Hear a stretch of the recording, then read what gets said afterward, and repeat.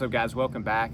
So today's video is going to relate with a lot of you guys. I know I have a lot of you here that were in the same boat as me as far as the health anxiety thing goes. So a lot of you are going to be able to relate for sure at the very least. And hopefully this can just motivate you to keep pushing. Again, this is going to be I say this all the time, but this is going to be the hardest thing you'll ever have to do in your life for most of you that are watching that deal with this. And I don't say that to scare you or to discourage you. I share that so you can stay on your A game, you know, and keep showing up and trying hard every single day to do the best that you can, to hold yourself accountable. Don't skip out on your exposure today, you know, don't skip out on your routine. Keep pushing forward. Don't lose hope, as hard as that seems, because this thing can become very, very discouraging. And something that I don't talk about enough is just the exhaustion of the battle, you know, the mental exhaustion too. I'm surprised I didn't let go of control so much faster, thinking about it now. I guess it's just because it's so hard to let go of control when you feel like you're dying every day. You know, you want to just let go, but that's why this will be the hardest thing that you ever have to do, is letting go of control when your body's screaming at you to go get help. And I'm talking about go to the hospital or go get another test. We keep chasing after that, you know. And you know, it's funny. I had a doctor once tell me, you know, do you want there to be something wrong with you? You know, and whenever I heard that, at first I was just like, nah. But then, you know, I was also thinking, well, it'd be nice to get help for something, you know, so it could go away. I'd like to get treated, even if it isn't something that's great news or whatever. I'd like to get treated so I can move on from this. It's just so hard to accept that anxiety is what's causing this, you know, whether it be my heart symptoms or sensations in my head or lightheaded dizziness or the symptoms that I experience with panic, numbness, tingling. I mean, I can go through all the symptoms. You guys have watched me for a long time. But acceptance was so difficult. But this battle back and forth every day, you know, and I'm kind of wanting to center this video around that, but just wanted to touch on this. It is very, very exhausting thinking that you are having a medical emergency or dying every single day. And it does seem like it's insanity, right? This is another reason why I felt like I was losing my mind. Like yesterday, I thought I was going to die of a heart attack because of all these symptoms that I was experiencing. Either I went to the ER or I just dealt with it at home. It went away. I didn't die. I survived. By the end of the night, I'm kind of feeling a little silly, you know, about it. I'm like, man, you know, like, once again, you know, I was bamboozled by my brain. I was hijacked and thought I was dying yet again, you know, and then wake up the next morning and then I'd do it all over again. And instead of me, I wish I would have done this faster, instead of me just going quickly to like, look, nothing happened to you yesterday, going through all my evidence, letting myself know that I'm safe because of X, Y, Z, A through Z, I would automatically just jump to, oh my God, this is gonna happen. This is gonna be it. This is different. That's always what it was. This is different. Even though I'm dealing with pretty much the same, now don't get me wrong, things changed up a lot. But there were lots of days that I experienced the exact same symptoms that I dealt with the day before. And I still found it extremely difficult to be rational and to calm myself and to let myself know I'm safe and everything's gonna be okay. I dealt with this yesterday. I thought I was gonna pass away or die then, and I didn't. So that's, again, it would make me feel insane. It would make me feel insane because I was just doing the same thing every day, hoping that there would be some different result, that one day I was just gonna wake up and snap out of it. Either my symptoms were gonna stop happening or one day I was gonna be able to just be fine, you know what I mean? Like, or say the right thing magically without having to practice on it, you know? But I dealt with that for a very long time, and for those of you that have been watching, you know, yes, I dealt with this for 5 years, but the first half was by far the worst part. That's where it was, my sleep was very messed up. My nervous system was so bad. I was extremely hypersensitive. I'm talking about sensitive to everything. Anything cold, anything hot. If somebody slammed a door, I jumped. If somebody honked, I jumped. I mean, it was like I was shell-shocked or something. That's how bad my nerves were. I felt anything and everything in my body. Thought I was having heart attacks every single day. And it doesn't have to be heart attacks, guys. Some of you are worried about having a stroke or just cardiac arrest or a seizure or fainting or passing out or pancreatitis, appendicitis, acute liver, or acute organ failure in general. Just a medical emergency, something that's going to happen quick. And that's what, again, the first 2.5 years really centered around that.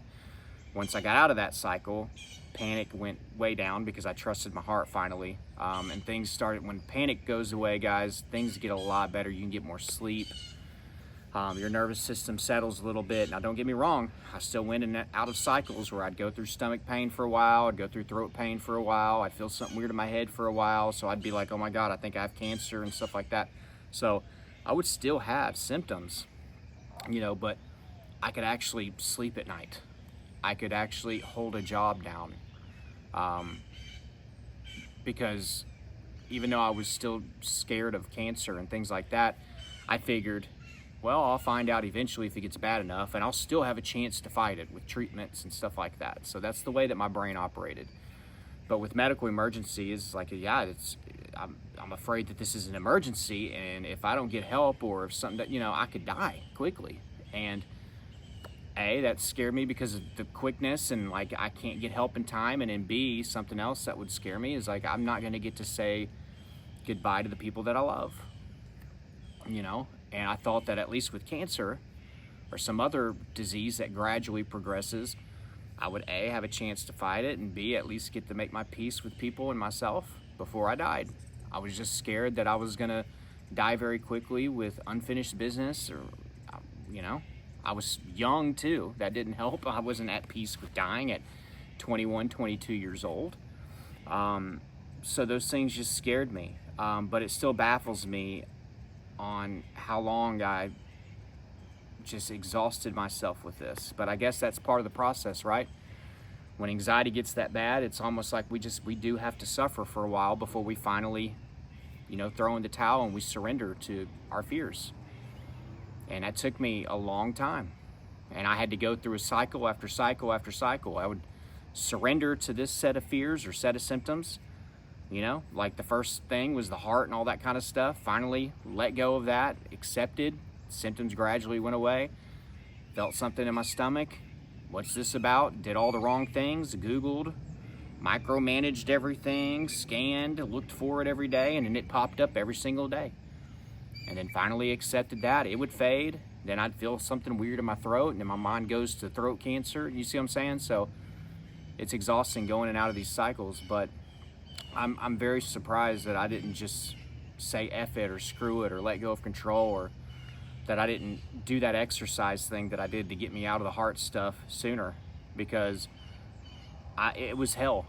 You know what I mean? Like I wasn't living anyways. And I want you guys, if you're looking for a reason to start today and everything, with exposure, that could be, exercise, driving, being in social situations, for some of you just getting out of bed and you're so afraid of like dying or death or having to go to the hospital because of something. I just want you to think about it. Are you really living now? Maybe outside of just a technical aspect, like, are you really living? Do you feel like the old you? Have you lost yourself, you know what I mean, along the way? It feels like most of you would say, yeah, like I've lost myself. I don't feel the same as I used to. I can't, go do the things that you can, but I don't do the things that I used to do. I don't drive anywhere anymore. I don't work anymore. I don't smile anymore. I don't get to do things with my kids anymore. This is running my life. And I want you to use that as motivation. Ironically, I guess you could look at it as a depressing thing, or you can use it as a fire, or use it to light a fire, to do the things that you need to do. I feel like I'm already not living. I might as well go out and exercise and test this thing. I might as well, feel miserable driving somewhere, you know what I mean? We're just afraid to poke that anxiety bear a little bit. I'm telling you guys, you have to poke the anxiety bear to face it, to get past it.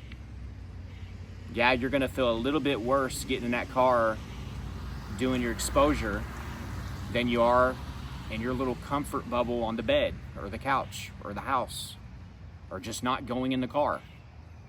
You know, same thing with exercise. You might feel a little less anxious if you don't do the exercise, but in the long run, you're still a prisoner. In the long run, you're still being held back from who you used to be and the potential of who you can become. Anxiety is bullying us. It's pushing us around. Now, what it really is it's just our brain trying to protect us. And if it can keep sounding this alarm day in and day out via these symptoms to either get you to get safety from a doctor, or to keep you inside from getting in the car or going into a social situation, it feels like it's doing its job. Now, when we respond with fearful responses and with avoidance and everything like that, we are justifying that alarm system is needed in the future. So then we wake up the next day, have the symptoms all over again. We have to interrupt that process. The problem is when you start telling your subconscious that these aren't needed because I'm not going to avoid, I'm not going to stop running because I'm getting nervous, I'm not going to go to the doctor this time around, which, by the way, I'm not telling you to stop going to the doctor or anything like that. You have to figure that out yourself. I just think it's a common knowledge thing that eventually, to let go of control, you're going to have to stop constantly seeking external reassurance. But by not going, or by not having to phone mom every time I get in the car, and like, it's going to freak our subconscious out a little bit more, because, oh my God, you got to do that. We got to talk to mom whenever we're in the car. You got to go to the ER again. You can't get in the car. What do you mean? Like, what are you doing getting in the car? You're freaking me out. It can induce a little bit more panic. It can induce more symptoms. And that's the hardest thing about this. It will get a little bit worse before it gets better when you do these things. So if that part confuses you, if that part is depressing you and discouraging you, guys, you have to understand that is part of it. There's suffering in this whole thing, but there's also suffering in recovery. If you're going to get out of anything, rewire your brain towards anything, there's going to be some suffering. There's suffering in starting a successful business. There's suffering in rebuilding your body composition. Being a bodybuilder. So there's sacrifice and suffering and becoming the best at whatever you want to be the best at. And improving yourself, there's suffering. There's especially going to be suffering in getting better with anxiety. So if you're putting these things off, just ask, am I really living anyways? I'm so afraid of a medical emergency every day, but all I know is that I wake up every single day with air in my lungs, another opportunity. And something else that's scary, guys, is day after day after day after day is passing by, time you're not going to get back. We can look at that as a depressing thing again, or we can use that as motivation to get us to start today. Stop waiting. I might as well bring a little bit more anxiety out to then desensitize and to shut that alarm system down than to just keep on waiting and hoping it'll just go away, and I'll be ready in 6 months to get into a car, and whatever the excuses are that we make. And it's so easy to make excuses when you are living this hell that we live with anxiety. I'm not trying to diminish your symptoms, by the way. I know what you're going through. But we have to hold ourselves accountable. This is so freaking cliche. There ain't nobody gonna come and save you. But, watching videos like this and getting tips and advice and stuff is about as good as it's gonna get. You have to still go out there and do it yourself, though. You have to hold yourself accountable. But guys, I thought I was dying every day, medical emergencies every day. I wake up the next day, it was like Groundhog Day, the movie. The same thing would happen, and I would make the same mistakes, and it would just keep me in one place. Don't be like me. Start moving today. Time's going by, guys, and you're already not getting to do the things that you enjoy doing, so you might as well take a chance, right, and go for a run. Sad that's how we feel. Like, I'm going to go take a jog, and there's a decent chance at least a 50% chance I'm going to have a heart attack. But hey, that's the way our brain will work sometimes. But we have to get evidence that we can do these things, and even though we feel like crap, we don't die and we get through it. And then the idea is that it gets a little bit easier, not a ton the next time, a little bit easier, and the alarm gets quieter, and then eventually the alarm shuts off and your subconscious is like, all right, you got this, you're right, I was tripping. You know, if you watch this far, go down below in the comment section in all caps. I want you to put, I will start today. I will start today. If you need that extra help, if you're needing a step-by-step process, my course Elite Anxiety Bootcamp is going to be down below in the description and the first pinned comment. Take advantage of that. Very affordable, and you get it for life. That's a program that you can work to get you ready for the holiday season. You know, I know all the anxiety and stress and panic that comes with all that. So if you're looking for something that's going to help get you out and get you started with recovery, that program is for you. Again, check that out. And guys, please like this video if you got value, and I hope you guys have a wonderful day. The sun's starting to come out. I got out here earlier today, guys, because I wanted to beat the heat. It's been super freaking hot.